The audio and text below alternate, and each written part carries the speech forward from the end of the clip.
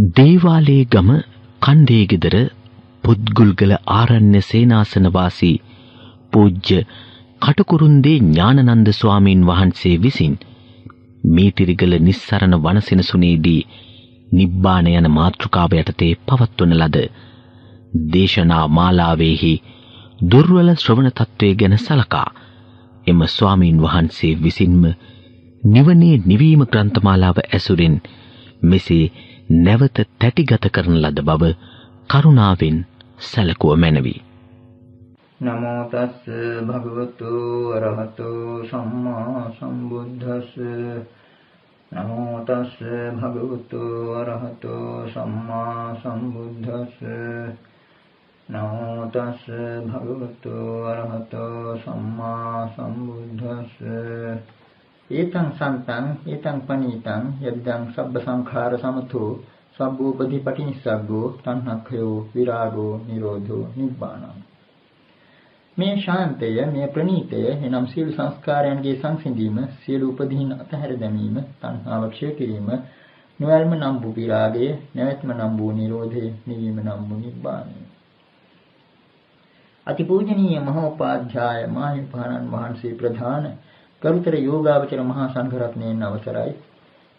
නිවන යන මාතෘකාව යටතේ සැලසුම් කළ දේශනා මාලාවේ දෙවැනි දේශනයයි අද කරන්න සිදු වෙලා තියෙන්නේ. අප පසුගිය දවසේ දේශනාවේ අවසාන හරියේදී කාරණයක් මතු කළා. නිවනෙහි පරමාර්ථය කුමක්ද? නිවන කුමක් සඳහාද කියන ප්‍රශ්නය නොගැලපෙන්නේමක් නිසාද කියන එක.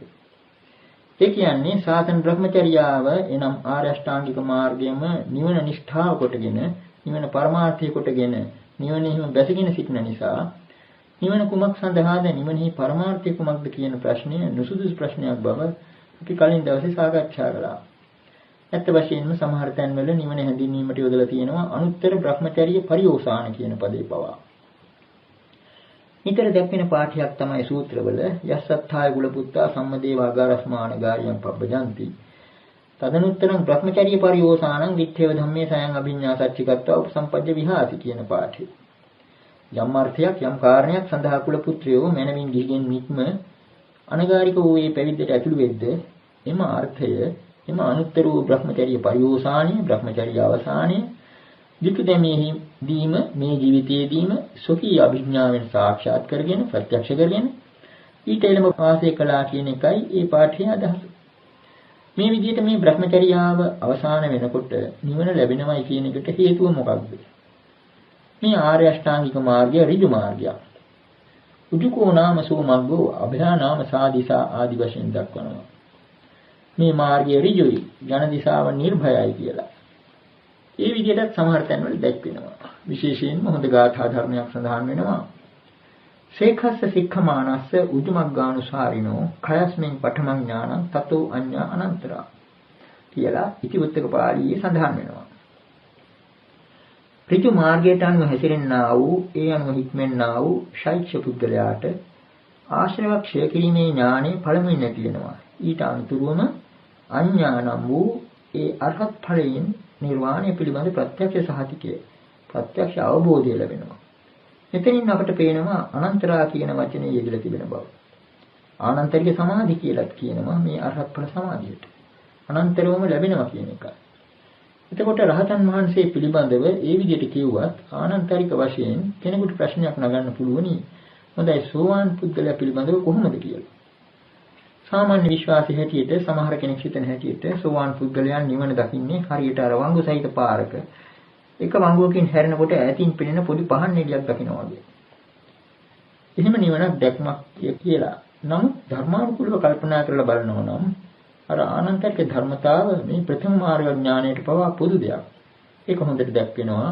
සමහර විට සෝවාන් ඵලය ලබන පුද්ගලයා ඊටාම දිලින්දෙක් වෙන්න පුළුවන්, නුගතෙක් වෙන්න පුළුවන්, සත්‍යවිද දරුවෙක් වෙන්න පුළුවන්. ඒ වගේම පළමු වරට මේ ධර්මය අසන කෙනෙක් වුණත් ඒ තැනත්තා සෝවාන් නාම පුදුම අන්දමේ උපපදමාලාවක් ඒ ධර්මයේ යෙදිලා තියෙනවා. උපපද මහ ගොඩක් යෙදිලා තියෙනවා. දිට්ඨ ධම්මෝ, පත්ත ධම්මෝ, විදිත ධම්මෝ, පරියෝගාල ධම්මෝ, තින්න විචිකිච්ඡෝ විගත කතංකතෝ වේසාරජ්ජප්පත්තෝ අපරප්පච්චය සත්තු ශාසනය කියලා ওই විදිහට දිග උපපදමාලාවක් යොදලා තිබෙනවා. එතන දිට්ඨ ධම්මෝ කියලා සඳහන් වෙනවා. නිර්වාණ ධර්මයේ දුටුවා. ඒ විදිහටම විග්‍රහ කරනවා නම් රතන සූත්‍රයේ හිම තියෙනවා සහවස්ස දස්සන සම්පදාය තයසු ධම්මා ජහිතා භවಂತಿ කියලා. මේ ප්‍රථම මාර්ග ඥානයේ මේ දර්ශනය ලැබෙනවත් සමගම සක්කාය දිට්ඨි විචිකිච්ඡා සීලබ්බත පරාමාද කියන ඒ සංයෝජන ධර්ම තුන ප්‍රහීන වෙනවා කියලා. සමහර කෙනෙක් හිතන්න පුළුවන් නිවන යන්තමින් දැක්ක නිසා මෙහෙම වෙනවා කියලා. නමුත් මේ පාඨයෙන් පේනවා දිට්ඨ ධම්ම පමණක් නෙවෙයි නිවන දුටුවා පමණක් නෙවෙයි පස්ස ධම්මෝ නිවනට පැමිණිය. එපමණකුත් නෙවෙයි විදිත ධම්මෝ නිවන තේරුම් ගත්තා. පරියෝගාල්ල ධම්මෝ නිවනට බැසගත්තා. නිවනට කිමිද ගත්තා. ඒ අනුවම තවත් වචන කීපයක් යෙදෙනවා. තින්න විචිකිච්ඡෝ දිගිරියාවෙන් එතර වුණා. විගත කතංකතෝ සකේ පහ වුණා. සකේ දුරු කරගත්තා. වේසාරජ්ජප්පත්තෝ විශාරද භාවයට පැමිණියා. අපරප්පච්චෝ සත්තු ශාසනය. මේ ශාස්ත්‍ර ශාසනයේ වෙන ගුරු උපදේශයක් නැතිව පවා සමහර විට ගුරු උපදේශය ඇතනම් ඉක්මන් කරගන්න පුළුවන්. එහෙම නැති වුණත් නිවන් දකින්න පුළුවන්. මේ මාර්ගය ලැබූ පුද්ගලයෙකුට කියන ඒ විදිහේ පද රාශියක් එතන ඉදිරිය තියෙනවා. මේන් අපිට පෙන්වනවා ප්‍රථම මාර්ගඥාණයෙන් ලැබෙන ප්‍රත්‍යක්ෂය පවා අර ඈතින් දකින නිවන් නිමිත්තක් එහෙම නිමිත්ත කරගත්තු දෙයක් නෙවෙයි. මේක නිවනට පැමිණීමක්, බැස ගැනීමක්. උපමාවක් වශයෙන් කියනවා නම් ඉතිහාස ප්‍රවෘත්තියකට සම්බන්ධ ජනප්‍රවාදයක් තිබෙනවා. වැජිබා රජුරුවන් දඹදිව ආක්‍රමණය කරන අවස්ථාවේදී නීල මහා යෝධයා යගදාවක් අරගෙන යගදා ප්‍රහාරයෙන් මුහුදු දිය දෙබෑ කරලා ඒ යන මාර්ගය පෑදුවා කියලා. එතකොට නීල මහා යෝධයාගේ යගදා ප්‍රහාරය වගේ එකක් තමයි මේ ලෝකෝත්තර මාර්ග චිත්තය. ඒක ඒ තරම්ම ප්‍රබලයි. පළවෙනි වර යගදාව ගහනකොටමත් මුහුදු දිය දෙබෑ වෙලා මුහුදු පතුල පේනවා. ඒ පුද්ගලයා මුහුදු පතුල දුටුවා. මුහුදු පතුලට පැමිණියා. ඒකට කිනිද ගත්තා වගේ. අන්න එහෙම තත්ත්වයක් මෙතන අපිට හිතා ගන්න තියෙන්නේ. අර යගදා ප්‍රහාරයෙන් මුහුදු දිය දෙබෑ කරනවා වගේ තමයි මේ ආශ්‍රවයන් කරාගෙන ඉන්න ස්වභාවයක් තිබෙනවා. නමුත් මේ මාර්ග චිත්තය කොයිතරම් බලවත්ද කිව්වොත් මොහොතකට දකින්න නිවන. ඒ කියන්නේ මොහොතකට ඒ සංස්කාර දෙබෑ කරගෙන සංස්කාර නිරෝධය දකින්න. මේ කාරණය දැන් අපි මේ උපමාවකින් කිව්වේ. මේ උපමාවට කිට්ටු කරන්න පුළුවන් ධම්මපද ගාථාවකුත් තියෙනවා. චින්තසෝතං පරක්කම්ම කාමී පනුදු බ්‍රාහ්මණ සංඛාරාණං khයං ඤත්වා අකතඤ්ඤෝසි බ්‍රාහ්මණ. බ්‍රාහ්මණය මේ කෙලෙස් සැඬ වතුර තෘෂ්ණාව නැමැති සැඬ වතුර ඉදිරියට පැනලා පරාක්‍රමයෙන් යුක්තව කපා හරින්න. කාමයන් දුරු කරන්න. සංස්කාරයන්ගේ ක්ෂය වීම දැනගෙන බ්‍රාහ්මණය ඔබ අකත නම් වූ අසංඛත නම් වූ ඒ தත්ත්වය දැනගත් කෙනෙක් වන්නේ. මේ ගාථාවෙන් ඉතින් හොඳටම පැහැදිලි වෙනවා මේ මාර්ග ඥාණයෙන් කරන්නේ කුමක්ද කියලා. අර විදිහට ඉදිරියට පැනලා ඒ සැඬ වතුර පහර කපන්නා වගේ මේ තෘෂ්ණාවෙන් බැඳිලා තිබෙන සංස්කාර සමූහය මේ කෙලෙස් ගොඩ මොහොතකට කපා හරිනවා. එහෙම කපා හරිනකොට තේරුම් ගන්නවා සංඛාරාණං khයං ඤත්වා සංස්කාරයන් ක්ෂය කරන්න පුළුවන් කියන ප්‍රත්‍යක්ෂ අවබෝධය ලැබෙනවා. මේ මොහොතකට සංස්කාරයන් අර යගදාවෙන් ඉවත් වුණා වගේ දෙබෑ වුණා වගේ ඈත් වෙනවා. අසංඛත මුහුදුපත්ල දකිනවා. අකත කියලා කියන්නේ අසංඛත කියන්නේ එකයි. ඒ කියන්නේ සංස්කාරයන්ගෙන් තොර වූ මේ මුහුදුපත්ල මොහොතකට දුටුවා. ඒ යගදාව ඉස්සුවාට පස්සේ ආයි ගලාගෙන එනවා. නමුත් අර දිඨාසව කියලා කියන එක් ආශ්‍රව පක්ෂයක් තවත් නොඉන්නම යනවා. ඒ ක්ෂණින් වගේ රහත් වුණු මහා ප්‍රඥාන් වහන්සේලා, බාහිය වැනි මහරහතන් වහන්සේලා මොකද කළේ? බුදු පියාණන් වහන්සේගේ දේශනාව අවසන් වෙනවත් එක්කම එක පිටේක යගදා ප්‍රහාර 4ක් ගහලා ආශ්‍රවයන් කරායම සම්පූර්ණයෙන්ම නැතර කළා. ආශ්‍රව ක්ෂය කියන தത്വයට සම්පූර්ණයෙන්ම බැමිණියා. එහෙම නැති පුද්ගලයා අර මාර්ග චිත්තයම පිහිට කරගෙන අර යගදාම පිහිට කරගෙන අකත අසංඛත தත්ත්වය දකින්න. එතකොට මෙතනත් අපිට පේනවා අකත අසංඛත කියන දේවල් ඈත තිබෙන නිමිත්තක් හැටියට නිවන් දකින පුද්ගලයා අල්ලා ගන්නව නෙවෙයි කියන එක. මේ නිමිති අනුව සිටීම බොහෝ දුරට භාෂා ව්‍යවහාරයේ ලක්ෂණයක්.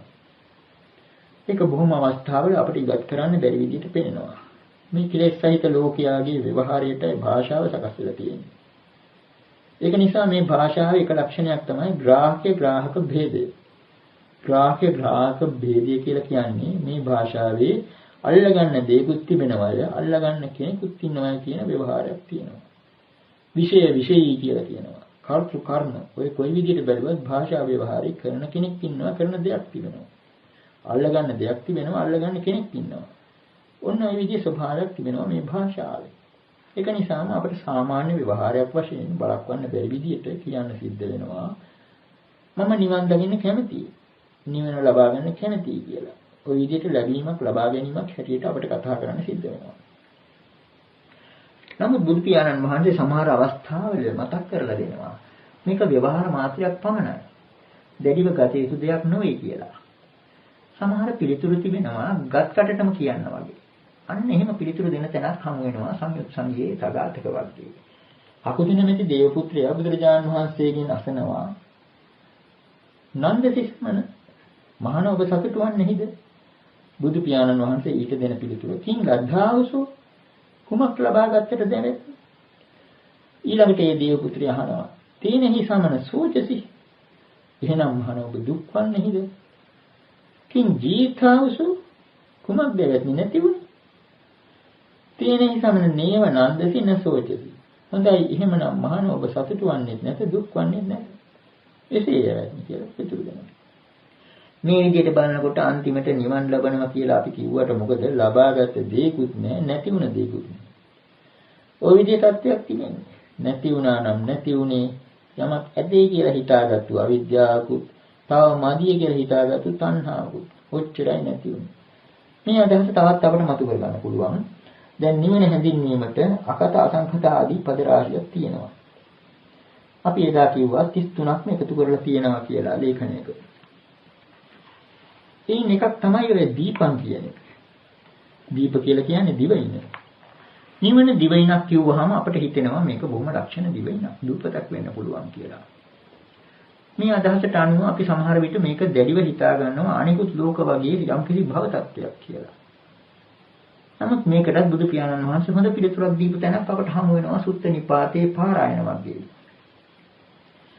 අප්ප කියන බ්‍රාහ්මණ මානවකයා බාවාරි බ්‍රාහ්මණයාගේ ගෝලයා බුදු පියාණන් වහන්සේගෙන් ඉල්ලීමක් කරනවා බොහොම ලස්සන ගාථාවකින්.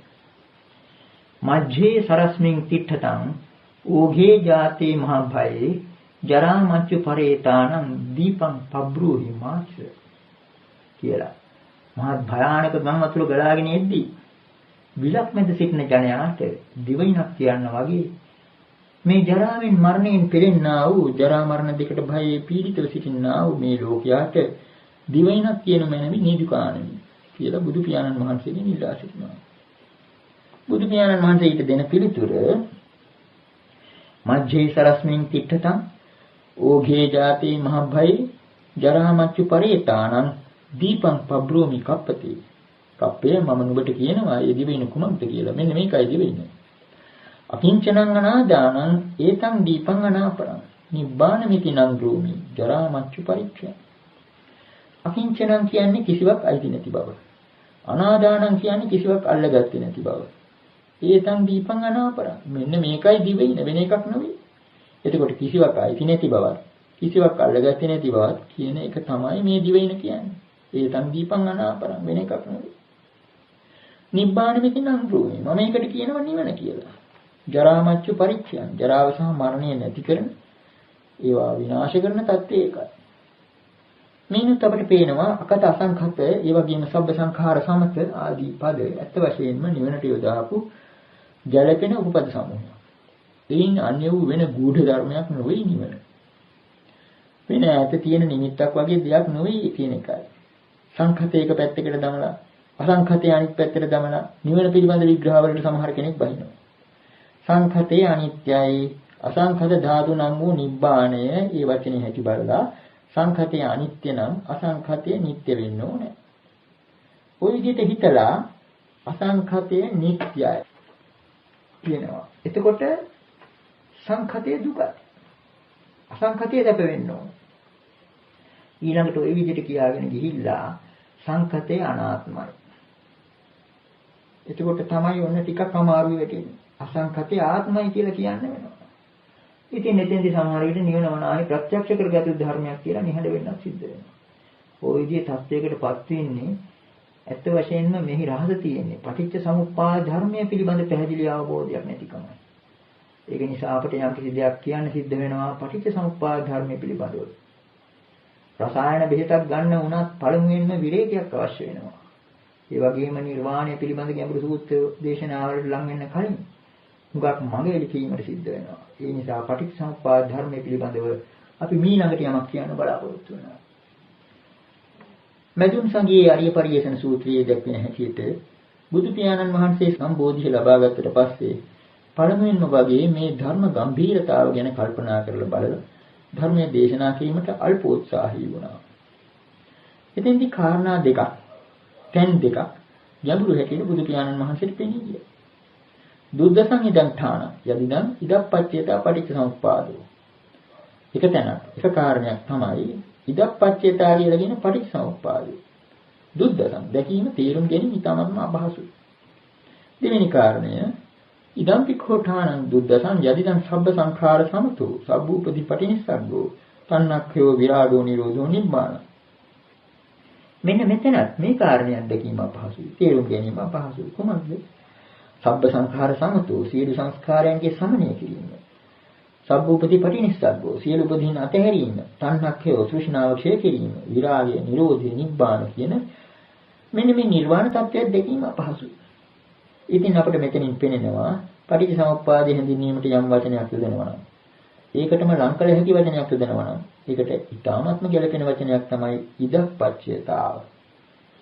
බුදු පියාණන් වහන්සේ එතන ඉදප්පච්චේතාව කියලා හඳුන්වලා තියෙනවා. ඒත් වශයෙන්ම මේ පටිච්චසමුප්පාද ධර්මයේ මූල ධර්මයේ මූල න්‍යාය ආර්ය න්‍යාය තමයි මේ ඉදප්පච්චේතාව. මේක මොකක්ද කියලා තේරුම් ගන්න අපි ඊළඟට පටිච්චසමුප්පාදය ගැන විමසලා බලමු. බොහෝ තැන්වල මේ අසවල් සූත්‍රය කියලා කිව යුතු නැති තරමට බහු ධාතුක ආදී සූත්‍රවලත් උදාන පාළිය ආදී පටිච්චසමුප්පාදය දක්වන ආකාරය මෙන්න මේ විදියයි. ඉති ඉමස්මින් සති ඉදං හෝති ඉමස්සුප්පාදා ඉදං උප්පජ්ජති ඉමස්මින් අසති ඉදං නහෝති ඉමස්ස නිරෝධා ඉදං නිරුද්ධති යදිදං අවිජ්ජාපච්චය සංඛාරා සංඛාරපච්චය විඥානං විඥානපච්චය නාම රූපං නාම රූපච්චය සලආයතනං සලආයතනපච්චය පස්සෝ පස්සපච්චය වේදනා වේදනාපච්චය තණ්හා තණ්හාපච්චය උපාදානං උපාදානපච්චය භව භවපච්චය ජාති ජාතිපච්චය ජරා මරණං ශෝක පරිදේව දුක්ඛ දෝමනස් වායාසා සම්භවಂತಿ එවමේ තස්ස කේවලස්ස දුක්ඛඛන්ද සමුදය හෝති අවිජ්ජායත්වේ වාසේස විරාග නිරෝධා සංඛාර නිරෝධෝ සංඛාර නිරෝධා විඥාන නිරෝධෝ විඥාන නිරෝධා නාම රූප නිරෝධෝ නාම රූප නිරෝධා සලආයතන නිරෝධෝ සලආයතන නිරෝධා භස නිරෝධෝ භස නිරෝධා වේදනා නිරෝධෝ වේදනා නිරෝධා තණ්හා නිරෝධෝ තණ්හා නිරෝධා උපාදාන නිරෝධෝ උපාදාන නිරෝධා භව නිරෝධෝ භව නිරෝධා ජාති නිරෝධෝ ජාති නිරෝධා ජරා මරණ ශෝක පරිදේව දුක්ඛ දෝමනස් උපායාසා නිරුද්ධාන්ති එවමේ තස්ස කේවලස්ස දුක්ඛඛන්දස්ස නිරෝධෝ හෝති. ওই විදිහටයි දැක්වෙන්නේ. දැන් මෙතන ඉමස්මින් සති ඉදං හෝති කියලා කිව්වේ අපි සිංහලට නැංගුවත් මේක එක්තරා මූල સિદ્ધාන්තයක් වගේ තියෙන්නේ. ඉමස්මින් සති ඉදං හෝති. මේ ඇතිකල්ලි මේ වේ. ඉමස්සුප්පාදා ඉදං උප්පජ්ජති. මේ හට ගැනීමෙන් මේ හටගන්නේ. ඉමස්මින් අසති ඉදං නහෝති. මේ නැතිකල්ලි මේ නැත. ඉමස්ස නිරෝධා ඉදං නිරුද්ධති. මේ නිරුද්ධ වීමෙන් මේ නිරුද්ධ වේ. මෙතන හරියට අර බීජ ගණිතමය સિદ્ધාන්තයක් වගේ දක්වලා තියෙනවා. නමුත් ඊළඟට තියෙනවා යදිදං. එනම් යදිදං කියන එකෙන් හැඟෙනවා මුලින් දැක්වුවේ સિદ્ધාන්තයයි. ඊළඟට දැක්වෙන්නේ නිදර්ශනයයි කියලා. මේ නිදර්ශනය තමයි අර අවිජ්ජාපච්චය සංඛාරා ආදී ඒ ද්වාදසාංගය. අංග 12. මේ අංග 12 මෙහෙම දැක්ුවට මොකද? ඇත්ත වශයෙන්ම මෙතන સિદ્ધාන්තයේ වැදගත් දේ තමයි අර ඉමස්මින් සති ආදී වශයෙන් මුලින් දැක්වුවේ පද හතර. මේ බව හුඟක්ම පැහැදිලි වෙන තැනක් තියෙනවා සංයුත් සංගේ නිදාන වර්ගයේ. බුදු පියාණන් වහන්සේම ප්‍රශ්නය නඟලා පිළිතුරු දෙනවා. පටිච්ච සමුප්පාදං ච වෝ භික්ඛවේ දේශිස්සාමි පටිච්ච සමුප්පන්නේච ධම්මේ. මහණෙනි මම නුඹලාට පටිච්ච සමුප්පාදය දේශනා කරනවා පටිච්ච සමුප්පන්න ධර්මයෙන් උද්දේශනා කරනවා කියලා. ওই විදිහට පටන් ගෙන මෙතන වෙනසක් පෙන්වන්න කරනවා පටිච්ච සමුප්පාදයත් පටිච්ච සමුප්පන්න ධර්මත් අතර. ඒ කියන්නේ පටිච්ච සමුප්පාදයේ අනුව හටගත්ත ධර්ම කියන එකයි. එතකොට පටිච්ච සමුප්පාදයේ තෝරන්න මේ 12න්ම අග කෙළවරේ තියෙන අංග දෙකක් ඉදිරියට ගන්නවා. ජාතිපච්චය භික්ඛවේ ජරා මරණං උපාදාවා තථාගතානං අනුපාදාවා තථාගතානං පිතාව සාධාතු ධම්මට්ඨිතතා ධම්ම නියාමතා ඉදප්පච්චයතා. ඒක තව දිගට යනවා. අපිට ඕනෑ කරන ටික ජාතිපච්චය භික්ඛවේ ජරා මරණ. මහණෙනි ජරා මරණය ජාතිය ප්‍රත්‍ය කරගත් දෙයක්. ජාතිය ප්‍රත්‍ය කරගත් දෙයක් ජරා මරණය. උපාදාව තථාගතානං අනුපාදාව තථාගතානං තථාගතයන් වහන්සේලාගේ පහළවීම වූයේ හෝ වේවා නොවූයේ හෝ වේවා ඨිතාවතා ධාතු ඒ ධර්ම ධාතුව ඒ ධර්ම ස්වභාවය ඒ අන්දමින්ම පවතිනවා ධම්මඨිතත ධර්ම ස්ථිතිය කියලා දක්වන ධම්ම නියාමතාව ඉදප්පච්චේතා මේ ඉදප්පච්චේතාව කියන ධර්මතාව එතකොට මේ අංග දෙකක්ම වුණත් ඇති අර સિદ્ધාන්තයේ තේරුම් ගන්න මේ කාරණය අටුවාවේදී එහෙම ඒ තරම් සැලකිලිට ගත්තේ නැති බව පේනවා. ඉමේ සම්පච්චය ඉදප්පච්චයතා ආදී තේරීම් වලින්. ඒ කියන්නේ මේක සාමූහික අර්ථයකින් තේරුම් ගන්නවා. නමුත් මේක අංග දෙකකින් උනත් තේරුම් කරන්න පුළුවන් නිසා තමයි අර පටිච්චසමුප්පාදයේ මේ අංග දෙකට පස්සේ බුදුරජාණන් වහන්සේ වදාරන්නේ මේකයි පටිච්චසමුප්පාදය කියලා. ඊළඟට ප්‍රකාශ කරනවා කතමීච වික්කේ පටිච්චසමුප්පන්නාත කියලා. ඒකට ඉතින් දක්වන්නේ ජරා මරණම් වික්කවේ අනිච්චං සංඛතං පටිච්චසමුප්පන්නං කය ධම්මං වය ධම්මං විරාග ධම්මං නිරෝධ ධම්මං. මහණෙනි ජරා මරණය මේ අග තියෙන එකාංගයක් අරගෙන ප්‍රකාශ කරනවා. ජරා මරණ කියන එක අනිත්‍ය දෙයක්. සංඛත. සකස් කරන ලද දෙයක්. පටිච්චසමුප්පන්න. හේතු ප්‍රත්‍යයෙන් උපන්නා වූ දෙයක්. කය ධම්මං වය ධම්මං විරාග ධම්මං නිරෝධ ධම්මං. ඒ ජරා මරණය ක්ෂය වීමේ ස්වභාවය ඇති දෙයක්. ගෙවී යාමේ ස්වභාවය ඇති දෙයක්. විරාග ධම්ම සාමාන්‍ය අදහස නොවැල්ම කියන එකයි. සමහර සූත්‍රවල ඉදිරිය තියෙනවා අවිජ්ජා විරාග, පීතියා විරාග ආදී වශයෙන්. ප්‍රධාන අර්ථයට වඩා එතනදී ගන්න තියෙන්නේ සායමක් මැකිල යාම වගේ. පාටක් මැකිල යාම වගේ අර්ථයක්. ඒ විදිහට ගන්නත් පුළුවන්. කොහොම නමුත් අපි හිතමු ජරා මරණයේ පාට මැකිල යනවා වගේ. විරාග ධම්ම, නිරෝධ ධම්ම. මේ ජරා මරණය නිරුද්ධ වීමේ ස්වභාවය ඇති දෙයක්. කය ධම්මං, වය ධම්මං, විරාග ධම්මං, නිරෝධ ධම්මං. ඔය විදිහට එකාංගයක් ගැන දක්වනවා. ඊළඟට ජාති පිළිබඳව ඒ විදිහට කියනවා. ජාතියත් ඒ විදිහම. අර කියාපු ලක්ෂණ වලින් යුක්තයි. ඔය විදිහට අවිද්‍යාව දක්වාම මේ එක එකාංගයක්. පටිච්චසමුප්පන්න වශයෙන් බුදු පියාණන් වහන්සේ දක්වනවා. එතකොට මේ එක එක අංගයක්ම මෙතන පටිච්චසමුප්පන්න වශයෙන් දැක්වීම මේ ගැන ටිකක් කල්පනාකාරී විය යුතු තිබෙනවා. මේක ටිකක් අමුත්තක් වෙනවා. මෙතන මේ ජරා මරණය මේක අනිත්‍ය කියලා ප්‍රකාශ කිරීමක් නිසා. අනිත්‍යං සංඛතං මේක එක්තරා විදිහක සකස් කරගත්තු දෙයක්. සංඛතං පටිච්චසමුප්පන්න දෙයක්. පටිච්චසමුප්පන්න. කය ධම්ම මේක ක්ෂය වෙනවා. දැන් ජරාව කියලා ගන්න කොටත් ක්ෂය වීම. නමුත් ජරා මරණයත් ක්ෂය වෙන්න පුළුවන්. දෙවිල යන්න පුළුවන්. ඒ විදිහේ දෙයක් මෙතන දක්වනවා. ඒ වගේම ජාතිය ගැන ඒ විදිහටම දැක්කෙනවා. එතකොට මේ පදවල අමුත්තක් බැලුමට පේනවා. කලින් සඳහන් කළ ඉදප්පච්චේතා સિદ્ધාන්තයේ සඳහන් වෙනවා ඒ වගේම කියනවා. ඊමස්මින් සති ඉදං හෝති කියන ඒ වීජ ගණිතමය වගේ පෙනෙන સિદ્ધාන්තයට අපි ඇතුල් කළොත් අර අංග දෙක ඒ කියන්නේ ජාතිය ජරා මරණයත් ඇතුල් කළොත් මේ විදිහට අපිට කියන්න සිද්ධ වෙනවා. ඊමස්මින් සති ඉදං හෝති කියනවා වෙනුවට ජාතිය සති ජරා මරණං හෝති. ජාතිය උප්පාදා ජරා මරණං උප්පජ්ජති. ජාතිය අසති ජරා මරණං නහෝති. ජාතිය නිරෝධා ජරා මරණං නිරුද්ධති. ওই විදිහට කියන සිද්ධ වෙනවා. එතකොට මේක සිංහලට නැගුවොත් බැලුමට ටිකක් අමුත්තක් පේනවා. උපත කියලායි සාමාන්‍යයෙන් ජාති කියන එක තෝරන්නේ. උපත ඇති කල්ලි ජරා මරණය වෙයි. උපතෙහි ඉපදීමෙන් එහෙම නැත්නම් හට ගැනීමෙන් ජරා මරණයද හටගන්නේ. උපත නැති කල්ලි ජරා මරණය නොවේ. උපතෙහි නිරුද්ධ වීමෙන් ජරා මරණය නිරුද්ධ වේ. මේ ජාති ජරා මරණ කියන අංග දෙක ගැන කල්පනා කරලා බැලුවත් මෙතන මේ යෙදුන ආකාරය අමුතුයි. ජාතිය උපත උපදින්නේ කොහොමද? මෙතන උපත උපදිනවා වගේ මේ කියන හැටියට. ඒ වගේම ජරා මරණය මැරිලා යනවා. ජරා මරණය පාඩ හේදිලා යනවා. එහෙම ගතියකුත් තියෙනවා. මේක වෙන්නේ කොහොමද කියන එකට පිළිතුරු ඉදිරියට එන දේශනාවලදී අපිට ටික ටික හෙළි ගන්නත් පුළුවන්. ප්‍රධාන වශයෙන්ම අපි මෙතනදී ඉදිරියට ගනිමු. දීඝනිකායේ මහා නිදාන සූත්‍රයේ තිබෙන පටිච්චසමුප්පාද විග්‍රහයේ එන එක්තරා ඡේදයක්. බුදු පියාණන් වහන්සේ වදාරනවා එත්තාවතා කෝ ආනන්ද ජායේතවා ජීයේතවා මීයේතවා උපජ්ජේතවා එත්තාවතා අධිවචන පතෝ එත්තාවතා නිරුත්ති පතෝ එත්තාවතා පඤ්ඤාති පතෝ එත්තාවතා පඤ්ඤාවචරං එත්තාවතා වට්ටං වට්ටති ඉත්තත්තං පඤ්ඤාපනා යදිදං නාම රූපං සහ විඥානේන කියලා. මේ විදිහේ ඡේදයක් එනවා. ආනන්දය මෙතකින්ම කෙනෙක් උපදිනේ වෙයි, නිරන්නේ වෙයි, මැරෙන්නේ වෙයි, චුතවන්නේ වෙයි, යලි උපදිනේ වෙයි. මෙතකින්ම මේ තාක් දුරට අධිවචන මාර්ගයක් වේ. මේ තාක් දුරට නිරුක්ති මාර්ගයක් වේ. මේ තාක් දුරට ප්‍රඥප්ති මාර්ගයක් වේ. මේ තාක් දුරට ප්‍රඥාවගේ බැස ගැනීමක් වේ. ඉත්තත්වයක් පෙන්වුම් කිරීම සඳහා මේ සංසාර වටය, සංසාර නැමැති මේ දියසුලිය මෙතෙක් දුරට කරකැවෙනවා. මේ ඉත්තත් කියන වචනය දැනට අපි විග්‍රහ කරන්නේ නැහැ. ඉදිරියේදී ඒකේ අර්ථයත් ටික ටික ලියලා යන්න පුළුවන්. දැනට අපිට හිතා ගන්න තියෙන්නේ එත්තාවතා වට්ටම් වට්ටති ඉත්තත්තම් පඤ්ඤාපනාය.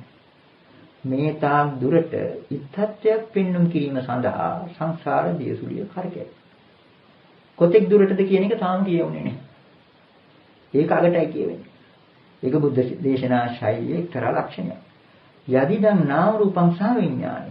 එනම් නාම රූපයේ විඥානයේ සහිත වූ කල. මේට අමතරව වචන කීපයකුත් සමහර සංශෝධනවල තිබෙනවා. ඒ අටුවා වලින් එකතු කරගත්තු වචන. අඤ්ඤමඤ්ඤ පච්චයතාය පවත්තති කියලා. ඒක බුද්ධ දේශනාවට අදාළ එකක් නෙවෙයි. ඒක හොඳටම තේරෙනවා. මේ වාක්‍යය සම්පූර්ණයි. යදිදං නාම රූපං සහ විඥානේන කිව්වහම. එන් කියන්නේ නාම රූපේ අන්තාකල් විඥානයේ සහිතව තිබෙනවාද? ඒ තාකල්. අන්න එතෙක් දුට කියන එකයි. කලින් අර මෙතිකෙන් කියලා කිව්වේ. මේ අගපද දෙකට සම්බන්ධ කරලා. ඒක ගන්න තියෙන්නේ. යම් තාක්කල් නාම රූපයේ විඥානීය සහිතව පවතිනවාද ඒ තාක්කල් කෙනෙක් උපන්නයි කියලා කියන්න පුළුවන්. චුත වෙනවා කියලා කියන්න පුළුවන්. යලි උපදිනවා කියලා කියන්න පුළුවන්. එත්තාවත අධිවචනපතු. මෙන්න මේ තාක් දුරටයි අධිවචන මාර්ගයක් තියෙන්නේ. සාමාන්‍යයෙන් භාෂාවල තියෙන අධිවචන නිරුක්ති ප්‍රඥප්ති කියන ඒවා භාෂාව පිළිබඳ අංගෝපාංග කියලා දැනට හිතාගත්තාම ඇති. අධිවචන මාර්ග, නිරුක්ති මාර්ග මේ ඔක්කොම මෙන්න මේ තාක් දුරටයි තියෙන්නේ. ඒ වගේ පඤ්ඤාවචර ප්‍රඥාවගේ බැස ගැනීමක් මේ තාක් දුරටයි. ඒ කියන්නේ විඥානයත් නාම රූපයත් එකට තියෙනවා නම් එතන තියෙනවා මේ ඔක්කොම. මුළුමහත් සංසාරයේම රහස මෙන්න මේ දියසුලිය තුල ගැඹෙලා තිබෙනවා. මේ වට්ට ආවට්ට ශබ්දය යෙදෙනවා දියසුලියට. ඒක දියසුලිය සඳහා යෙදෙන බව ඒකත් ඉදිරියේදී හෙළි වෙන්න පුළුවන්. දැන් කාලේ අර්ථත් හුඟක් දුරට මැකිලා ගිහින් අටුවාවල නූතන පරිවර්තන ආදී වට්ටම් වට්ටටි කියන එක තෝරගන්නේ සසර වැහි කියලා. වැස්සට සම්බන්ධ කරලා තෝරන. එහෙම එකක් නෙවෙයි. මෙතන කියවෙන්නේ මේ දෙක අතර තියෙන එක්තරා කරකැවිල්ල. වට්ට කියලා තියෙන්නේ එක්තරා කරකැවිල්ල. දියසුලියක් වැනි සංසාර වටේ. මෙතනින් අපිට හෙලි කර ගන්න පුළුවන් එක කාරණා. අපි අර මුලදීම පළමු දේශනාවේදීම නාම රූපය ගැන කතා කිරීමේදී නාම කියන වචනය නමට නැත්නම් ප්‍රඥප්තිය ආදියට සම්බන්ධ දෙයක් කියලා විග්‍රහ කරේ මෙන්න මේ විදිහේ විවරණ ඉදිරියට තියෙන නිසා. දැන් මෙතනින් පැහැදිලිවම පෙන්නනවා අධිවචන නිරුක්ති ප්‍රඥප්ති මාර්ග මේ ඔක්කොම නාම රූප විඥාන දෙක අතරට සම්බන්ධ දේවල් කියන්නේ. දැන් ඊළඟට අපි මේ දියසුලිය මේ තරම් වැදගත් හැටියට දක්වලා තියෙන නිසා දියසුලියක් හැදෙන හැටි. දියසුලියක් හැදීම පිළිබඳ ධර්මතාවට හිත යොමු කරලා බලමු. කොහොමද දියසුලියක් හැදෙන්නේ? ගංගක මොහොතක ගැඹුරුම තැන තමයි දියසුලිය. මේ දියසුලිය හැදීමේදී පළමුවෙන්ම හිතා ගන්න තියෙන්නේ මෙන්න මේ ආකාරයටයි සිද්ධ වෙන්නේ කියලා. ඔන්න අපි හිතමු ගංගක වතුර පහළට ගලාගෙන යනවා. ඒක ගඟේ ස්වභාවයයි. ගඟේ ස්වභාවය පහළට ගලාගෙන යාමයි. නමුත් යම් කිසි දියවැලක් කල්පනා කරනවා මට පුළුවන් ඉස්සරහට යන්න කියලා. ඔය දියවැල ඉදිරියට උඩහට යනවා. අර ගඟේ පහළට ගලාගෙන යන වතුරින් වෙන් වෙලා ඉදිරියට යනවා. ටිකක් දුර ඉදිරියට ගියාට පස්සේ අර මහ ජල කඳේ හැපිලා, තෙරපිලා, විසි වෙලා වටරවුමේ ගිහිල්ලා ආයෙමත් ඇවිල්ලා අරකේ තෙරපීම නිසාම සම්බන්ධ වෙලා ආයෙමත් ඉදිරියට යන්න උත්සාහ කරනවා. එතකොට හිතට නගා ගන්න පුළුවනි අපි හැම කෙනෙකුටම ওই විදිහට දියවැල ඉදිරියට ගිහිල්ලා ඒක තැනකදී හැපිලා විසි වෙලා වටරවුමේ ගිහිල්ලා ආපසු කරකැවෙනවා. ඔන්න ඔතන දැන් කරකැවිලා චක්‍රයක්. එතන එක්තරා වටවලල්ලක යාමක් පටන් ගන්නවා. ওই විදිහට මේ වටවලල්ල යාම ක්‍රමක්‍රමයෙන් කාලයක් තිස්සේ යන්න දියවැල තේරුම් ගන්නවා මට ඉස්සරහට යන්න බෑ කියලා. එහෙනම් ඊළඟට මොකද කරන්නේ? පතුල දිශාවට යන්න බලනවා. පාතාලයේ දෙසට. හරියට අර කේගොට්ටක හැඩයට එහෙම නැත්නම් පුනීලක හැඩයට දියසුලිය යටට හාරාගෙන යනවා. දැන් මේක පතුල නොපෙනෙන පාතාලයක් වෙන තරමට හාරගෙන යනවා. ඊ අතරේ මොකක්ද වෙන්නේ? අර පාතාලයේ ඇති ඌනත්වය පිරවීමට නොයෙකුත් විදිහේ දේවල් ඇද ගන්න ශක්තියකුත් ආකර්ෂණ බලවේගයකුත් මේ දියසුලියට ලැබෙනවා. ආවට තිබෙන අතු ඉති ගස් කොළන් මල කුණු හැම එකක්ම ඇදලා ගන්න පුළුවන් එක්තරා විදිහක උපාදානයකුත් ඇති වෙනවා. අර තණ්හාව පිරීමට සුරුසුරු ගගා අර ඔක්කොම ඇදලා ගන්න ස්වභාවයක් මේ දියසුලිය ඇති වෙනවා. එතකොට මෙතන මහා ජවයකින් වේගයකින් කරකැවෙන දියසුලියක් ක්‍රමක්‍රමයෙන් නිම් වලල්ලක් විශාල වෙනවා. මහා භයානක තත්ත්වයක් මෙතන තියෙනවා. මේ ක්‍රියාකාරීත්වය මේ විදිහට තියෙනකොට මේකට අත දික් කරලා අපිට පෙන්වන්න පුළුවන්. දැන් ගංගක මොහොතක වතුරවල මේ වගේ ක්‍රියාකාරීත්වයක් තියෙනකොට අපිට පෙන්වන්න කරන්න පුළුවන් අතන කියලා කියන්න පුළුවන්. මෙතන කියලා කියන්න පුළුවන්. ඔන්න ඔතන කියලා කියන්න පුළුවන්. කොහොම තත්ත්වයක් කියලා. මොකක් නිසාද? මෙතන එක්තරා ක්‍රියාකාරීත්වයක් තියෙන නිසා. සාමාන්‍යයෙන් ලෝකයා ක්‍රියාකාරීත්වයක් තියෙන තැනකට තමයි ඒකකයක් කියලා කියන්නේ. නූතනයේ යෙදෙන වචනයක් ඒකකයක් කියන්නේ. එහෙම නැත්නම් මධ්‍යස්ථානයක්, එහෙම නැත්නම් ආයතනයක්. ක්‍රියාකාරීත්වයක් ඇති තැනකට ඒකක මධ්‍යස්ථාන ආයතන ආදී පද යෙදෙනවා. ඔන්න එතකොට අර දියසුලියක් දැන් මහා වැඩ කොටසක් කෙරෙන තැන. ඒක නිසා මේකට නමකුත් දෙන්න පුළුවන්. අතන කියලා කියන්න පුළුවන්. එහෙම නැත්නම් අර තැන කියන්න පුළුවන්. මෙතන මේ තැන මෙයා කියන්න පුළුවන්. ඔය විදිහට නොයෙකුත් ආකාරයෙන් පුරුෂත්වයක් ආරෝපණය කරලා හරි නැතිව හරි මේක පෙන්눔 කරලා කියන්න පුළුවන්. අධිවචන පත, නිරුද්ධ පත, පඤ්ඤාති පත විවෘත කරන්න පුළුවන්. මේ දියසුලිය අනුව. නමුත් මෙතන තිබෙන ක්‍රියාවලිය ගැන අපි හිත යොදලා බැලුවොත් මොකක්ද මෙතන මේ කියන්නේ? මෙතන මහ විපර්යාසයක්. හරි ගිය වැඩ හිතා ගන්නවා අවිද්‍යාවෙන්, මෝහයෙන් මට පුළුවන් ඉදිරියට යන්න කියලා. එහෙම ගිහිල්ලා හැපිලා වඩරවුමේ එක්තරා නිෂ්ඵල ගමනකයි මේ යෙදෙන්නේ. පතුල දක්වාම හාරගෙන යන නිෂ්ඵල ගමනක යෙදෙන්නේ. එතකොට ඒකම අවිද්‍යාව එක පැත්තකින් තියෙනවා. අනිත් පැත්තෙන් අර දියසුලියෙන් හැරුණ මහා පාතාලය නිසා තණ්හාව. ඒ තණ්හාව පිරෙන්න ඊළඟට වටපිට තියෙන දේවල් හැම එකක්ම ඇද ගන්න ස්වභාවිකුත් තිබෙනවා. මහා උපාදානයි. ඔන්න ඔතන තමයි ඉතින් භවය තියෙන්නේ. දැන් මෙතන එහෙම පිටින්ම ක්‍රියාකාරී මධ්‍යස්ථානය. මේ දියසුලියේ ස්වභාවය අපිට දකින්න පුළුවන් අපේ මේ ශාරීරියේ පවා. මේ ආශ්වාස ප්‍රශ්වාස මෙතන තියෙන හිස්වීම පිරවීම ගොඩක්. අපි ප්‍රාණය කියලා කියන මේ ආශ්වාස ප්‍රශ්වාසයේ තියෙන්නේ අර දියසුලියේ ක්‍රියාකාරීත්වය වගේ දෙයක්. මේ පෙනහළු වල ක්‍රියාකාරීත්වය අර විදිහේ දෙයක්. අපේ හෘදේ වස්තුව, අපේ හෘදේ දාන්නේ කොයි එකක් ගත්තත් එක්තරා විදිහක කරකැවිල්ලක් තිබෙන්නේ. බැලු බැලමට මේක ස්වයං ක්‍රියාත්වයක් වගේ. සාමාන්‍ය ලෝකයා ස්වයංක්‍රීය කියලා වචනයක් යොදනවා මේ කාලේ. Tamanටම කරන්න පුළුවන් ස්වභාවයක් වගේ මෙතන තියෙනවා. නමුත් බලනකොට මෙතන මහ විපර්යාසයක්. අර ආශ්වාස ප්‍රශ්වාස ආදී හැම එකකම එකිනෙකට ප්‍රතිවිරුද්ධ ධර්ම දෙකක ඝට්ටනයක්. අර දියසුලිය වගේම තමයි. දියවැල මහ ජල කඳක් එක්ක හැප්පිලා තෙරපිලා කරන මහ විපර්යාසය වගේම තමයි මේ මුළු මහත් පැවැත්මම. භවය පුරාම ওই ලක්ෂණය තිබෙනවා. අපේ ශරීරය පිළිබඳව ඒ වගේ. වැඩි දුරට නොකියුවත් තේරුම් ගන්න පුළුවනි සමාජයේ පැවැත්මත් ඒ වගේ එකක්. දැන් සමාජයේ පැවැත්ම ගැන, සමාජ ජීවිතය ගැන, සමාජ ධර්ම ආදිය ගැන කල්පනා කරලා බලනකොට අපිට අයිතිවාසිකම් භුක්ති විඳින්න නම් අපි යුතුයකම් ඉෂ්ට කරන්න ඕන. මෙතන අන්තෝ ජටා බහිජට සත්‍යයක් තියෙනවා. අයිතිවාසිකම් භුක්ති විඳින්න යුතුයකම් ඉෂ්ට කරන්න ඕන. ඒ වගේම බලතල පාවිච්චි කරන්න නිදහස තියෙනවා. නමුත් වගකීම් වලින් බැඳිලා. ඔන්න ඔතනක් තියෙන්නේ අන්තෝ ජටා බහිජට වගේ සත්‍යයක්.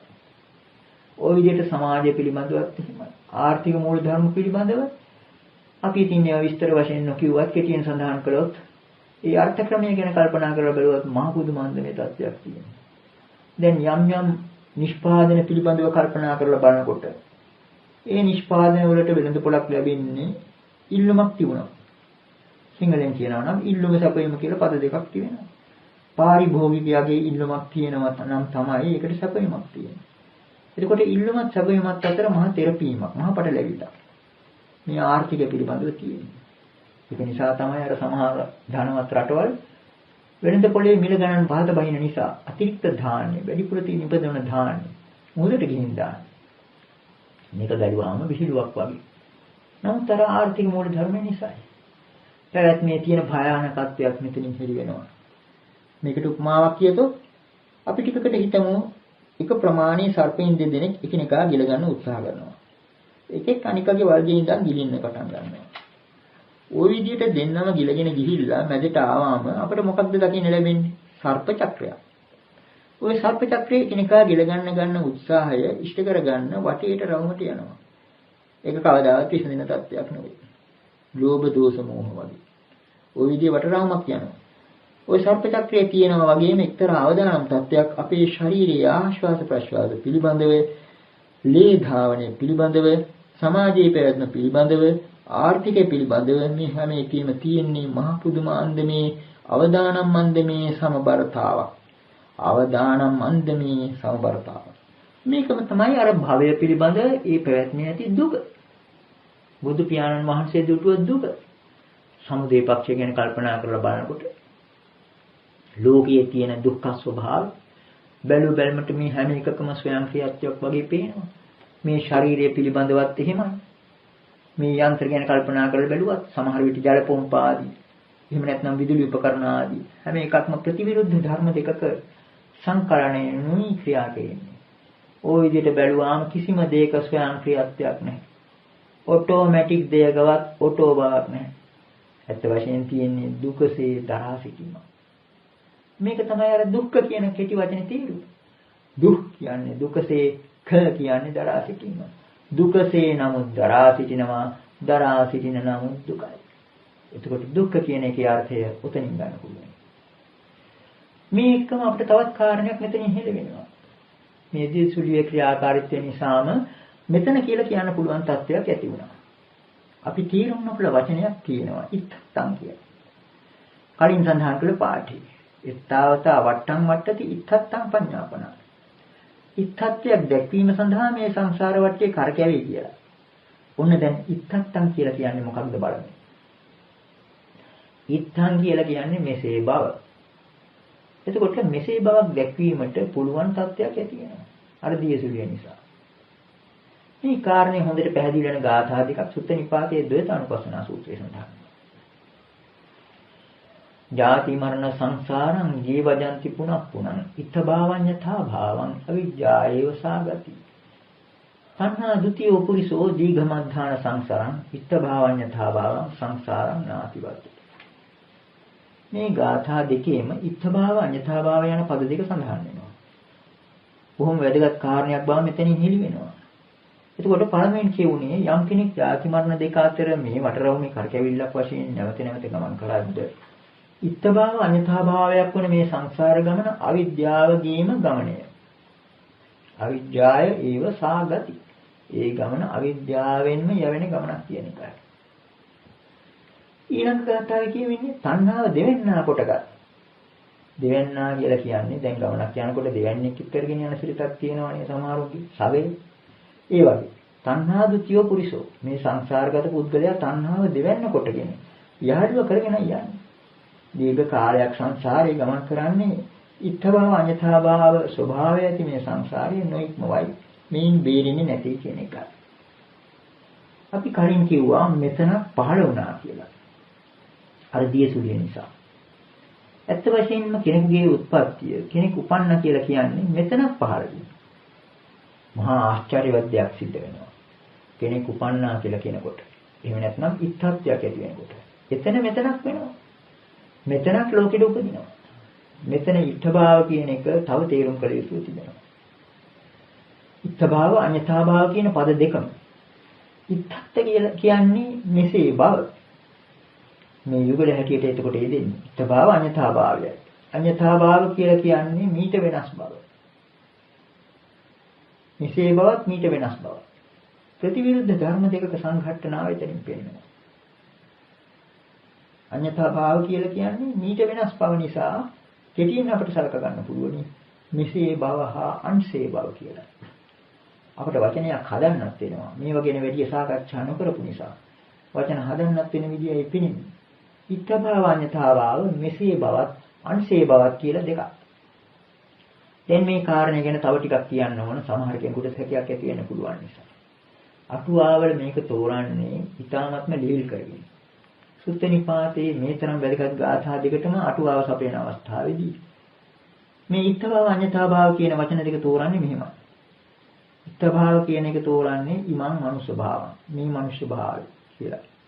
අඤ්ඤතාභාව කියන එක තෝරන්නේ ඊතෝ අවශේෂ අඤ්ඤනිකාය භාව. කියලා. මේ මනුෂ්‍ය භාවයෙන් අන්‍ය වූ අනිකුත් භව කියන එකයි. නමුත් මේ ඉත්තත් කියන එකේ මූලික අර්ථය ගැඹුරු අර්ථය තේරුම් ගත්තේ නැති බව පේනවා. මේ අටුවාව දෙන අර්ථ වැරදි බව පෙන්වන්න හොඳ සාධකයක් දීඝනිකායේ පාටික සූත්‍රයෙන් පිළිවෙනවා. පාටික සූත්‍රයේ සඳහන් වෙනවා එක කෙටින් කියතොත් කල්ප විනාශ අවස්ථාවේදී ශූන්‍ය වූ බ්‍රහ්ම විමානයක් පහළ වෙනවය. ඒකේ කවුරු හරි ගිහින් උපදිනවය. උපදිලා කලක් එතන තනියම ඉන්නකොට තනිකම වැඩි නිසා කල්පනා කරනවා අහෝ වත අඤ්ඤේ පිසත්තා ඉත්තත්තං ආගච්ඡි. අනේ තවත් සත්වයින් මෙතනට මේ ඉත්තත්වයට එනවනම් කියලා. එතන ඉත්තත්වයේ කිව්වේ මනුෂ්‍ය ලෝකේ නොවෙන්නේ. එතන කියන්නේ බ්‍රහ්ම ලෝකේ. බ්‍රහ්ම ලෝකේ ඉඳන් බලනකොට ඉත්තත්වයේ බ්‍රහ්ම ලෝකයයි. මනුෂ්‍ය ලෝකේ ඉන්න අපටයි ඉත්තත්වයේ මනුෂ්‍ය ලෝකේ වෙන්නේ. එතකොට මේක සාමාන්‍ය පටුවර්ථයකින් ගත්තොත් මනුෂ්‍ය ලෝකය කියලා ගන්න පුළුවන් වුණාට මෙතන විශේෂයෙන්ම ඉදලා තියෙන්නේ මුළු මහත් සංසාරෙම ගැන කියනකොට මනුෂ්‍ය ලෝකයේ එක පැත්තකට දාලා අනිත් ඒවා වෙන පැත්තකට දැමීමක් නෙවෙයි මෙතන කියන්නේ. මෙතන ධර්මතාවක් දක්වන්නේ. අර දියසුලිය වගේ ඉත්භාවයත් එක්කම තියෙනවා අඤ්ඤතාභාවය. පැවැත්මේ තියෙන ඝට්ටණයයි මෙතනින් පෙන්වු කරන්නේ. යම් තැනක ඉත්තත්වයක් ඇති වුණා නම් මෙතන කියලා දෙයක් ඇති වුණා නම් ඒ එක්කම අන්‍ය වූ තැනක් ඇතිවීමේ ස්වභාවයක් තියෙනවා. ඉත්තත් එක්කම අඤ්ඤතාභාව කියලා කියන වෙනස් වීම තිබෙනවා. අනිත්‍යතාව තෝරනකොට යොදන පද තමයි විපරිණාම අඤ්ඤතාභාව. එතනත් අඤ්ඤතාභාව කියලා කියනවා. විපරිණාමය වෙනවා. පරිණත කියලා කියන්නේ හොඳට මෝරපු අවස්ථාව. විපරිණාම කියන වචනයෙන් මෙහාගෙනවා ඉස්සෙල්ලාම පරිණතයක් ගැන අදහසක් තිබුණ බව. විපරිණාම අඤ්ඤතාභාව කියලා කියන්නේ ඔන්න හොඳ පරිණත තත්ත්වයේ මෝරපු තත්ත්වයේ කියලා හිතාගෙන ඉන්නවා. නමුත් දන්නේම නැතිව ඒක විපරිණාමයට හැරෙනවා. වෙනස් බවට හැරෙනවා. අඤ්ඤතාභාව වෙන දෙයක් බවට පත් වෙනවා. මෙන්න මේක ලෝක ස්වභාවය. අනිත්‍යතා ධර්මයේම ස්වභාවයක් බව පේනවා. මුල් කාලේ අනිත්‍යතාව පිළිබඳව තීරීමේදී සංඛත ලක්ෂණ වශයෙන් දක්වන්නේ උපාදෝ පඤ්ඤායති වයෝ පඤ්ඤායති ඨිතස්ස අඤ්ඤතත්තං පඤ්ඤායති කියලා. උපතක් පෙනෙනවා, ගෙවි යාමක් පෙනෙනවා, ඨිතස්ස අඤ්ඤතත්තං. සිත තිබෙනවා කියලා හිතන දෙෙහි වෙනස් වීමක් අඤ්ඤතාභාවයක් තිබෙනවා. පහු කාලික මේක ශාස්ත්‍රීය වශයෙන් තෝරන්න ගිය අය මේක තුනක් හැටියට හදාගත්තා. උපාද ඨිති භංග කියලා. නමුත් ධර්මතාවන් බලනකොට වචන දෙකකින්ම පද දෙකකින්ම මේ தත්ත්වය අල්ලගන්න පුළුවන්. ඉත්ත භාවිකුත් තියෙනවා අඤ්ඤතා භාවිකුත් තියෙනවා. ඒක නිසා තමයි අර සමුදය වය ආදී වශයෙන් බොහෝ අවස්ථාවල වචන දෙකකින්ම බුදු පියාණන් වහන්සේ අනිත්‍යතාව දක්වන්නේ. අර ඨිතස්ස අඤ්ඤතත්තං කීමේ අදහස මොකක්ද? ලෝකයා සාමාන්‍යයෙන් ස්ථಿತಿ කියලා හිතන එක ඇත්ත වශයෙන්ම ස්ථಿತಿයක් නෙවෙයි. ඒ ස්ථಿತಿයේ මුල ඉඳලා අගටම තියෙන අඤ්ඤතාභාවය. අපි මේක පටිච්චසමුප්පාදයේ ජාති ජරා මරණ වලට සම්බන්ධ කරලා බැලුවොත් මෙතනින් අපිට පේන්නේ අර ජාති ජරා මරණ අංග දෙකේ සම්බන්ධය කොයිතරම්ද කියතොත් යම් කිසි කෙනෙක් උපදිනවත් එක්කම ඒ තැනත්තගේ අඤ්ඤතාභාවයක් පටන් ගන්න බවයි මරණයත් එතනමයි. අර පසු කාලීන ගාථාවක් නමුත් බොහොම අර්ථවත් ගාථාවක් තමයි උප්පත්තිය සහේ වේදං මරණං ආගතං සදා ආදී ගාථාව. උපතක් සමගම හැම කල්ලිම මරණය එනවා කියන එක. ඈඳුත්තකින් එකක් ඇදලා ගන්නකොට අනිත් එකක් ඇදිලා එන්න වගේ. ජාති ඇදලා ගන්නකොට ජරා මරණයත් ඇදිලා එනවා. බුදු පියාණන් වහන්සේ පහළ වෙන තාක් ලෝකයේ හිතුවේ ජරා මරණයෙන් තොර ජාතියක් ලබා ගන්න පුළුවන් කියලා. භවයෙන් තොර උපාදානය. ওই විදිහට ඈඳුත් ස්වභාවය ඉදප්පච්චයතා නොතකීම නිසා ලෝකයා අර විදිහට මෝහයෙන් ප්‍රයත්නයක් කෙරුවා. ඕක නිසා තමයි ගැටුමක් ඇති වුනේ. ඒකවල බුදු පියාණන් වහන්සේගේ ධර්මය අනුව අපට පේනවා උපතක් ඇති වුණා කියලා කියන්නේ පළමුවෙන්ම මෙතනක් ඇති වුණා. ඇත්ත වශයෙන් කියනවා නම් ආර්ය ව්‍යවහාරයට අනුව ලෝකයක් මැනීමට ලෝකයක් තැනීමට කූණ්‍යක් ගැහුවා වගේ මෙතනක් ඇතිවීම. ওই විදිහට ජාතිය වශයෙන් කෙනෙක් උපදිනකොටම ඉපදීමත් එක්කම ලබන පළමුවෙනිම උපන්දින තෑග්ග තමයි මරණය. ඒ තෑග්ගට හිමි වන මරණය. ওই විදිහට අපිට හිතා ගන්න පුළුවන් ඉත්තභාව අඤ්ඤතාභාව කියන වචන දෙක ඉතාමත්ම ගැඹුරුයි. මේ දියසුලිය පිළිබඳව තියෙන්නේ මේ විදිහේ දෙයක්. බැලුවමට මෙතන වසවත් වෙන ස්වභාවයක් තියෙනවා. දැන් අර දියසුලිය දිහා ඈත ඉඳලා බැලුවාම වසවත් වෙන කියලා කියන්නේ යම් කිසි දෙයක් තමන්ගේ පාලනයේ පවත්වාගත හැකි ශක්තියයි. ආත්ම කියන පදේ මූලික අර්ථයක් තමයි ලෝකයේ අතර තියෙන ආත්ම දෘෂ්ටිය මූලික හැඟීමක් තමයි මට පුළුවන් මේවා මගේ යටතේ තබා ගන්න කියන්නේ. ඒක තමයි වශයෙන් පවත්වනවා කියන්නේ. එතකොට දියසුලියක් දිහා බැලු බැලමට පේන්නේ ඒකේ ස්වයං ක්‍රියාත්මකයක් වෙනවා වගේම වශවත් වෙන ස්වභාවයක්. දියසුලිය අර හැම එකක්ම ඇදලා ගන්නවා වගේ පෙනෙනවනේ. නමුත් ඇත්ත වශයෙන්ම මෙතන වශවත් වෙන ස්වභාවයක් නෙවෙයි තියෙන්නේ අනාත්ම ස්වභාවයක්. ඒ කියන්නේ දියසුලිය කියලා හඳුන්වන්නේ මොකක්ද කියලා ගැඹුරින් විග්‍රහ කරලා බැලුවාම මෙතන තියෙන දියවැලකුත් මහා ජලකඳුත් අතර හැපීමක්. දෙකක් අතර හැපීමක් මිසක් එක්කෙනෙකුගේ වැඩක් නෙවෙයි. ඉදප්පච්චතාවයෙන් පෙනෙනවා. අන්න ඒක නිසා තමයි අත්තාපි අත්ත නොනත්ති. තමාට තමාවත් ඈත් නැත කියලා කියන්නේ. දියසුලියට දියසුලියවත් ඈත් නැත. ස්වයං ක්‍රියාත්මයක් නැත. ඔටෝ බවක් නැති කීවා වගේ මේ ලෝක ස්වභාවය උකයි. මේක තමයි ඉතින් දුක. මෙන්න මේ කාරණේ තවදුරටත් බුදු පියාණන් වහන්සේ උදාන පාළිය දක්වනවා. මේ ලෝක ස්වභාවයම මේ ලෝකයා භවය කියලා අල්ලගෙන ඉන්න එක ඇත්ත වශයෙන්ම අඤ්ඤතාභාවයක් වෙනස් වීමක්. අනිත්‍යතාවය ඒකෙම ඇතුළේ තියෙනවා. අයං ලෝකෝ සංතාවජාතෝ පස්සපරියතෝ රෝගං වදති අත්තෝ යේන යේනේ මඤ්ඤති තතෝ තං හෝති අඤ්ඤතා අඤ්ඤතා භාවී භවසත්තෝ ලෝකෝ භවපරියතෝ භවමේවා අභිනන්දති යදභිනන්දති තං භයං යස්ස භායති තං දුක්ඛං භව විපහානාය කෝපනිදං බ්‍රහ්මචර්යං උසති. ඊටාම කිටි පද කීපයක් නමුත් බොහොම ගැඹුරක් තියෙනවා. සංතාපයටපත් වූ ස්පර්ශයට ගැති වූ මේ ලෝකයා රෝගයකට ආත්මයයි කියයි. යේන මඤ්ඤති තතෝ තං හෝති අඤ්ඤතා. මේ මඤ්ඤති කියන වචනයත් එක්තරා විදිහක ගැඹුරක් ඇති වචනයක්. පිටින් සඳහන් කළොත් මඤ්ඤණාවන් කියන්නේ තෘෂ්ණා මාන දෘෂ්ටි වශයෙන් යම් යම් දේවල් පිළිබඳව ප්‍රකල්පණය කිරීම, සිටීම. තණ්හා මාන දිට්ඨි වශයෙන් යම් කිසි දෙයක් ගැන හිතනකොට ඒකට මඤ්ඤණා කියලා කියනවා. යේන හිමඤ්ඤති යම් යම් දෙයක් මුල් කරගෙන යම් යම් දෙයක් වස්තු කරගෙන මඤ්ඤණාවල් පවත්වනවා නම් තණ්හා මාන දිට්ඨි වශයෙන් කෙනෙක් හිතනවා නම් ඒ සිතුවිල්ලත් එක්කම තතෝ තං හෝති අඤ්ඤතා. මොකද වෙන්නේ? ඒකෙන් අඤ්ඤතා භාවයට මුලක් පෑදෙනවා. අර උපතත් එක්ක මරණය ආවා වගේ.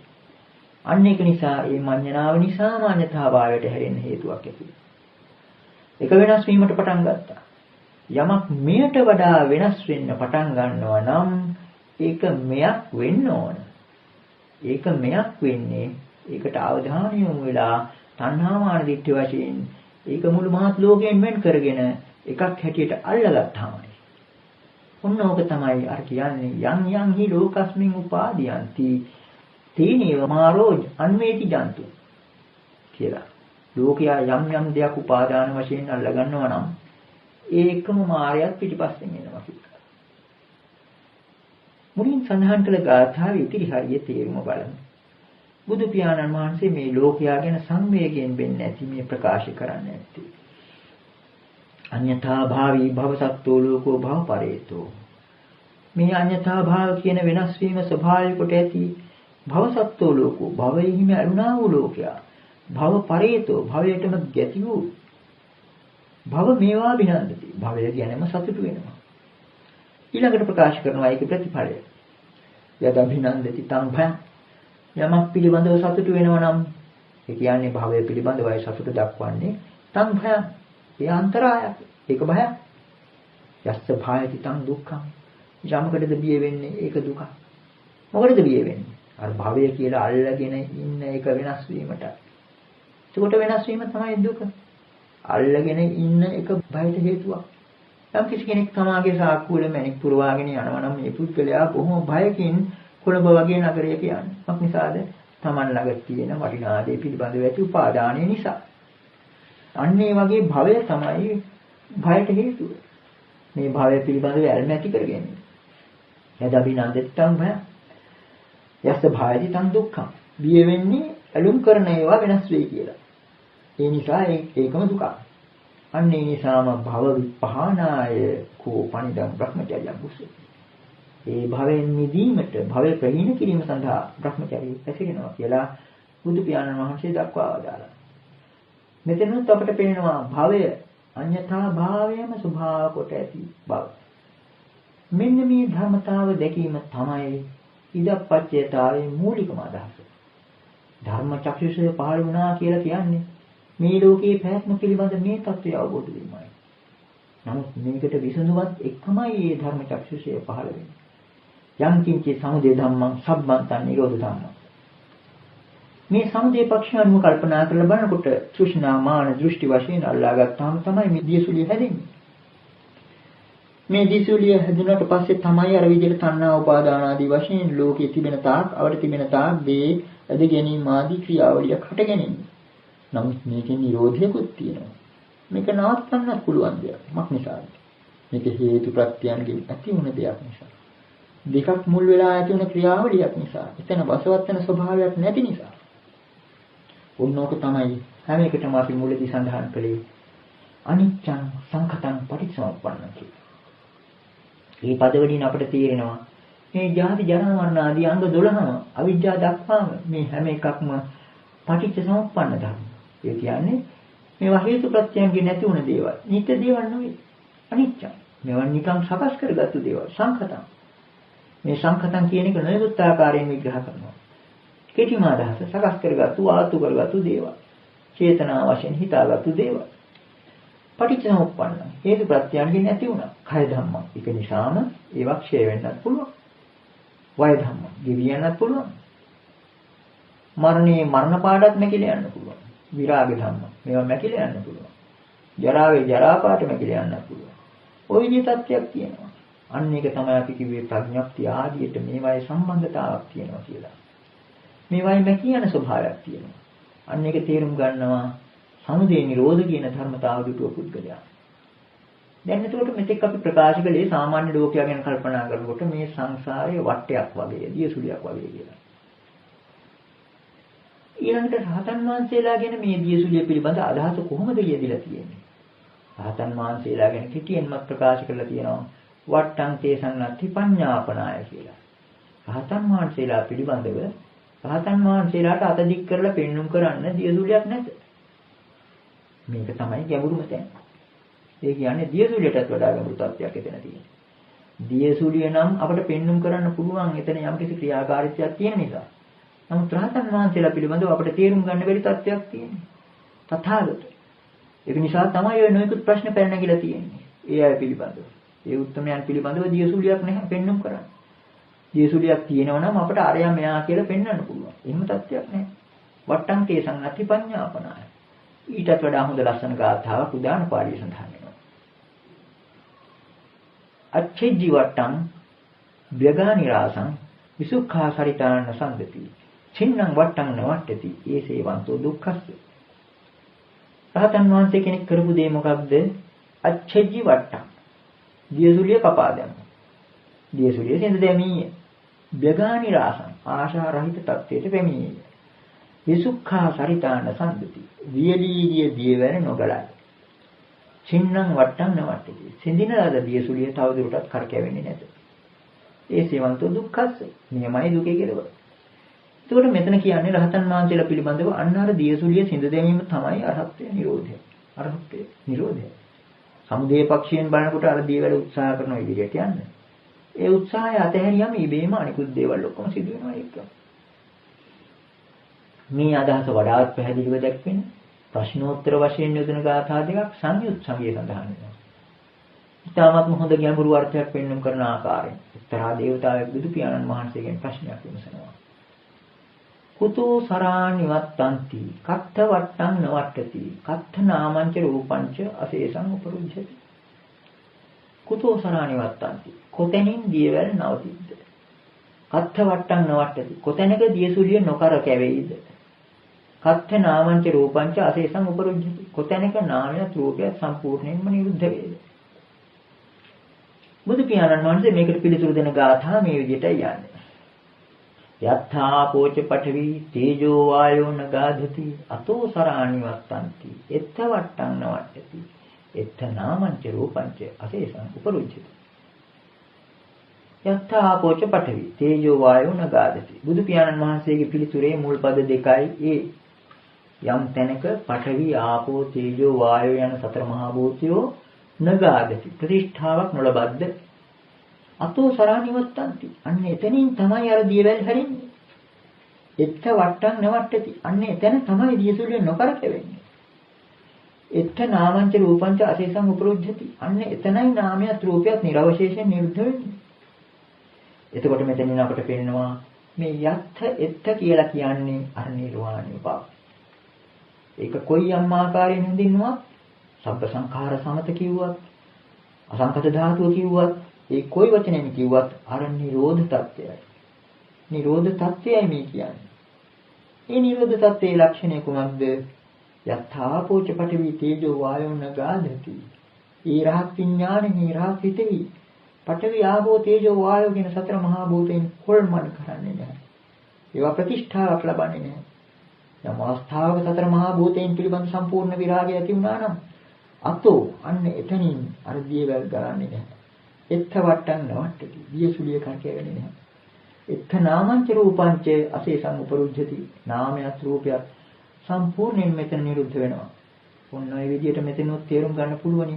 අර නාම රූප කියන එකේ රූප ගැන කල්පනා කරලා බලනකොට මේ රූප ධර්මයන් විග්‍රහ කරන අවස්ථාවේදී චත්තාරිච මහා භූතානි චතුන්නංච මහා භූතානං උපාදාය රූපං කියලා දැක්වීමක් නිසාද මේ රූපයට යටින් තියෙන මීට හේතුව වුණු අර සතර මහා භූතයන් පිළිබඳව සැලකිලියම් කිරීම තමයි බුද්ධ ධර්මයේ තියෙන විශේෂත්වය. ඒතෙක් බුදු පියාණන් වහන්සේ පහළ වෙන තෙක් ලෝකයා හිතුවා මේ රූපය ජය ගන්න නම් අපි අරූපය බදා ගන්න ඕනේ කියලා. නමුත් අරූපයේ තියෙනවා රූපයේ ඊ타ත්ම සියුම් මන්දමින්. දැන් උන අපි හිතමු කෙනෙක් රැයේ යම් කිසි දෙයක් දැකලා යකෙක් කියලා බය වෙලා දුවනවා. ඒ පුද්ගලයා දුවන්නේ යකාගෙන් බේරෙන්න. නමුත් යකත් අරගෙනයි දුවන්නේ. හිතේ යකා ඉන්නවා. අන්න ඒ වගේ මේ ලෝකයා එතෙක් බුදු පියාණන් වහන්සේ පහළ වෙන තාක් මේ රූප ධර්මෙන් මිදීම සඳහා අරූපය අල්ලගත්තා. ඒක නිසා අරූප ලෝකයේ කෙලවරට ගියත් සංස්කාර බැම්මින් බැඳිලා යන්නේ. ඒ සංස්කාර බලයේ සංසිඳුණු හැටි ආයෙත් රූපයටම කරකැවිලා එනවා.